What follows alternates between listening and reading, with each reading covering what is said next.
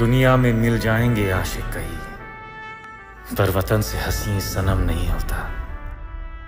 हीरों में सिमट कर सोने से लिपट कर मरते हैं कई, पर तिरंगे से खूबसूरत कफन नहीं। एक ऐसा बॉलीवुड सुपरस्टार जिसे पूरी दुनिया ग्रीक गॉड के नाम से जानती है, जिसकी डांसिंग स्किल्स पर लोग दीवाने हैं, जिसकी एक एक मूवी पर फैंस का दिल धड़कता है और जो अपनी मेहनत से सिर्फ भारत में नहीं पूरी दुनिया में सुपरस्टार बना। लेकिन क्या तुम्हें पता है, नहीं, ऋतिक रोशन की सफलता के पीछे सिर्फ उनकी शक्ल या टैलेंट नहीं, बल्कि एक ऐसी कहानी छुपी है जिसमें पसीना, रिस्क और लगातार खुद को रीइन्वेंट, पुनः निर्माण करने की ताकत शामिल है। और क्या तुम तैयार हो उन छुपे हुए रहस्यों को जानने के लिए जो आर्थिक की फिल्मों कोई मिल गया, क्रिश, क्रिश 2, क्रिश 3 और आने वाली क्रिश 4 के पीछे छुपे हैं? आज का वीडियो तुम्हारे लिए सिर्फ एक रिव्यू नहीं बल्कि एक खोजी रिपोर्ट बनने वाला है, तो अंत तक जरूर देखना, क्योंकि आज हम ऋतिक रोशन की फिल्मों की वो बातें खोलने वाले हैं जो शायद अब तक तुमने कहीं नहीं सुनी होंगी। चलिए शुरू करते हैं। सबसे पहले बात करते हैं कोई मिल गया। 2003 द की संबातो,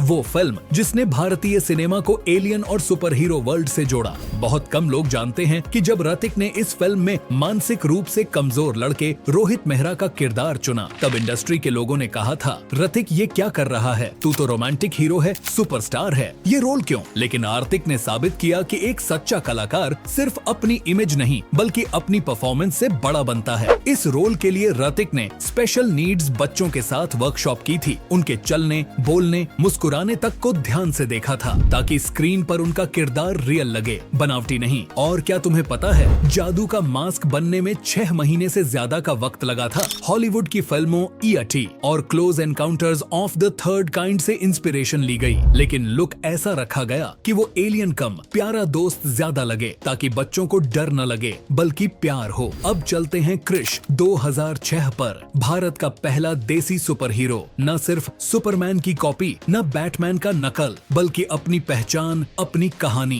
क्रिश के लिए ऋतिक ने चीनी मार्शल आर्ट सीखी थी ताकि उसकी एक एक हरकत स्मूथ और हॉलीवुड स्टाइल लगे। और ध्यान दो, क्रिश का मास्क इतना टाइट था कि ऋतिक की आंखें स्क्रीन पर अच्छे से दिखती ही नहीं थीं। इसलिए उन्होंने आई एक्सप्रेशंस पर स्पेशल काम किया ताकि सिर्फ आंखों से इमोशन ट्रांसफर हो सके। और सबसे बड़ी बात, ज्यादातर स्टंट्स ऋतिक ने खुद किए थे, घुड़सवारी, ऊंचाई से छलांग, वायर वर्क, सब। क्यों? क्योंकि ऋतिक का मानना था, अगर मैं भारत का पहला सुपर हीरो बन रहा हूँ तो मुझे खुद को प्रूव करना होगा। अब आते हैं क्रिश 3 2013 पर, जो उस समय इंडिया की सबसे महंगी सुपर हीरो फिल्म थी। क्या तुम्हें पता है, राकेश रोशन ने शुरुआत में हॉलीवुड की कंपनियों से VFX में मदद लेने की सोची थी, लेकिन बाद में उन्होंने इंडिया की ही प्राइम फोकस कंपनी के साथ काम किया ताकि ये दिखाया जा सके कि भारत भी इंटरनेशनल स्टैंडर्ड का VFX बना सकता है। क्रिश 3 में करीब 60-100 VFX शॉट्स थे। और हाँ, क्रिश तुझे में काल का किरदार पहले ऋतिक ही करने वाले थे,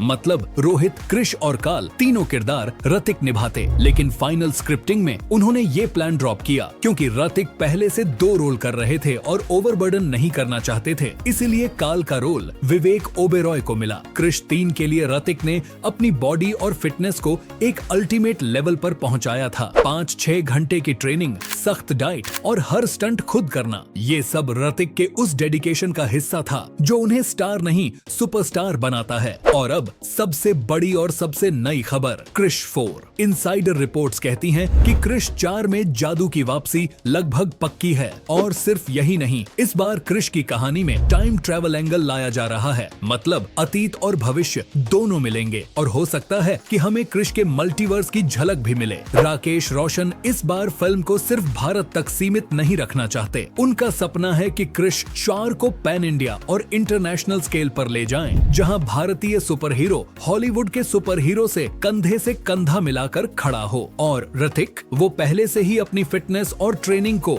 एक नई ऊंचाई पर ले जा रहे हैं, क्योंकि क्रिश 4 में उनका रोल अब तक का सबसे फिजिकली डिमांडिंग रोल होगा। तो जब अगली बार तुम कोई मिल गया या क्रिश सीरीज की फिल्में देखो, सिर्फ स्क्रीन पर एक्शन या इमोशन मत देखना, सोचो कि उस पर्दे के पीछे कितनी तैयारी, कितनी मेहनत और कितना विजन छुपा है। आर्थिक रोशन का सफर सिर्फ एक एक्टर का नहीं बल्कि एक ऐसे इंसान का है जिसने हर बार खुद को नए सिरे से खड़ा किया, चुनौतियों का सामना किया और हर बार खुद को साबित किया। अगर तुम्हें ये डीप अनसुने फैक्ट्स और ब्रेकडाउन पसंद आए हों तो कमेंट करो ऋतिक है असली सुपर हीरो। वीडियो को लाइक और शेयर करना मत भूलो और चैनल को सब्सक्राइब करो, क्योंकि अगला वीडियो होगा क्रिश 4 की थ्योरीज, क्लूज और एक्सक्लूसिव डिटेल्स पर। याद रखो, ऋतिक सिर्फ एक सुपरस्टार नहीं, वो एक इंस्पिरेशन है जो हमें दिखाता है कि मेहनत, जुनून और परफेक्शन से कुछ भी नामुमकिन नहीं। मिलते हैं अगले वीडियो में।